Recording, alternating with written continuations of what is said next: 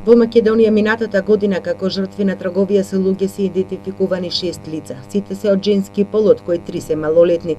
5 од жртвите се со македонско државјанство. Ова се официјалните податоци кои денес Сдруженијето за акција против насилство и трговија со луѓе Отворена порта ги презентираше во Штип. Сепак бројот на жртви е многу поголем, тврдат од невладиниот сектор.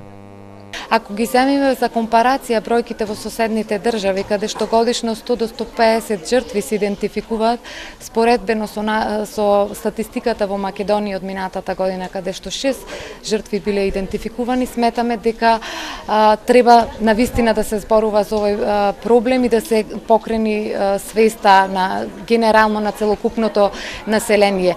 Едномесечната кампања под мотото "Што гледаш, биди нивниот глас" има за цел да ја подигне јавната свест да ја препознаат трговијата со луѓе, но и да ги поттикнат да побараат совет.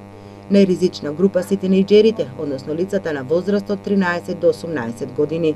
Ние како локална комисија за борба против трговија со луѓе, заедно со Оделението за образование на општина Штип, ги повикавме учениците со цел да слушнат, да видат, какви се искуства има во светот и колку лесно може едно дете да стане жртва на трговија со луѓе.